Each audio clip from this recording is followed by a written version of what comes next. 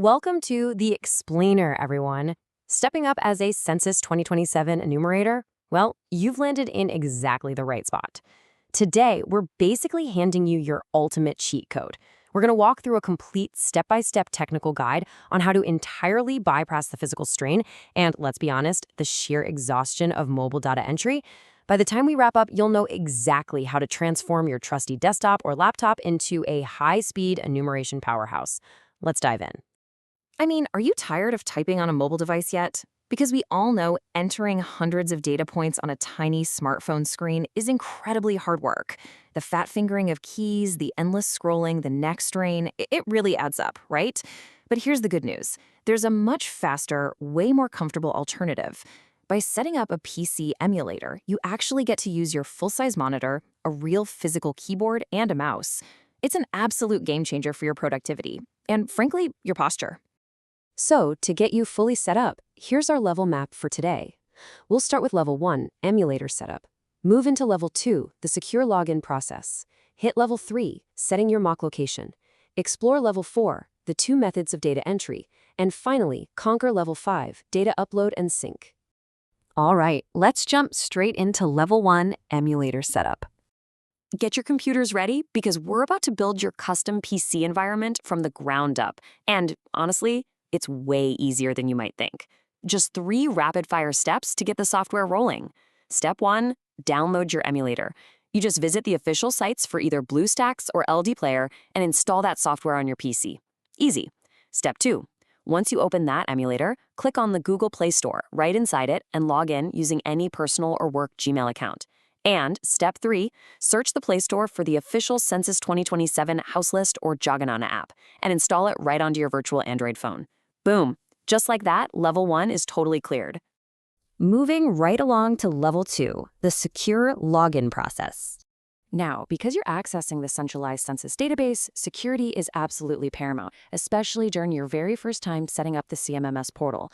Logically, these security layers just stack chronologically. First off, you'll log into the CMMS portal using the default user ID and password your supervisor gave you. Instantly, the system is going to force you to create a new password for obvious security reasons. Make sure it's a strong one. Next up, you take that shiny new secure password and use it to log in to the Jongakina app inside your emulator. Finally, the system sends an OTP verification directly to your officially registered mobile number. You enter that OTP into the app, click verify, and boom, you are securely locked in. Which brings us to level 3, setting mock location. Okay, I really want to issue a quick word of caution right here. If you skip this step, you are definitely going to run into critical system errors that will stop your work dead in its tracks. Nobody wants that. So what exactly is mock GPS? Simply put, it's a tool to match your PC's location to your specifically allotted field block. Think about it for a second. Your computer is sitting on a desk at home or in an office, right? It's not physically out in the field you're assigned to survey. If you try to do data entry from your couch, the app will instantly realize this and throw a big, annoying location error. To completely bypass that error, you just use the emulator's built-in tools. Look over at the right toolbar of your emulator and click the location or GPS icon. A map's going to pop up. On that map, simply search for the exact house listing block, village, or urban ward you were actually allotted. Drop the pointer precisely on that location and click Set Location. It's brilliant. This basically tricks the app into thinking your PC is physically standing right in the middle of your allotted block, which allows your data to sync flawlessly. Awesome! Let's hit level 4, 2 methods of data entry. Now for the fun part. This is where the actual house listing operation begins, and it's exactly where all the time and effort of setting up your PC is really going to pay off. Once your block loads up, you'll see the house list right there on your screen. And as you start working your way through that list, you're going to encounter 2 distinct paths. Method A is for families who have already proactively filled out their form online. We call this self-enumeration. Method B, on the other hand, is fresh house listing, which means you have to actually do the manual entry yourself.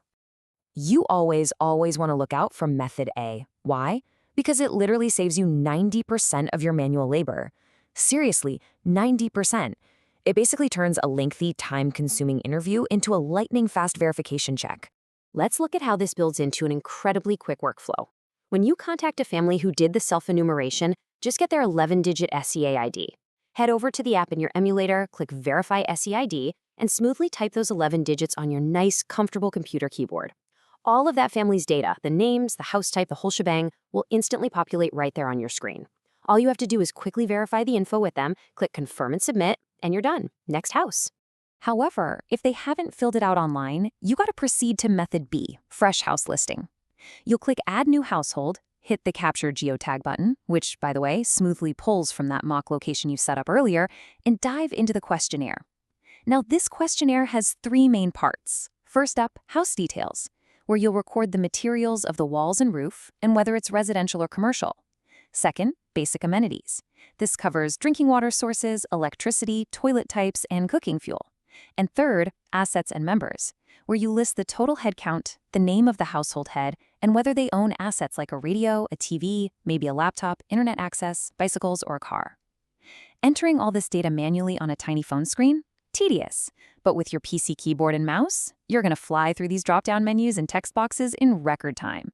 Which brings us to our final stage, Level 5, Data Upload and Sync. We've officially arrived at the final boss, making absolutely sure all your incredibly fast, hard work is safely saved and properly submitted to the central database. Look, a major concern with any kind of digital enumeration is connectivity, right? But you don't need to panic if your Wi-Fi randomly drops. The system utilizes offline drafts. This means even without an active internet connection, your data entries are automatically being saved locally, directly into the emulator's memory. You can just keep working offline without losing a single keystroke. Once you're done for the day and your internet connection is active again, you'll go over to the main menu and hit Sync All Data or Upload to CMMS. But listen up, I want to leave you with this absolutely crucial final warning, straight from the official guide. Do not close the emulator until it says Successfully Uploaded. Patience here is everything. You have to ensure you wait for that specific confirmation message before you shut your computer down. That guarantees every single piece of data is fully secured on the server. Which brings us to our final thought for today's explainer. Is your desktop now ready to register India's future? You've got the ultimate blueprint now. You know exactly how to set up the emulator, secure your login, spoof your GPS location to avoid those pesky errors, leverage your real keyboard for rapid data entry, and safely sync all your hard work. You are fully equipped to tackle the Census 2027 enumeration with maximum efficiency. But consider this. The data you enter at lightning speed on your desktop today, it's going to dictate the infrastructure, funding, and development of India for the entire next decade. So the real question is, are you ready to type history into existence? Thanks for joining me on this explainer, everyone. Now go set up your station and get ready to make history.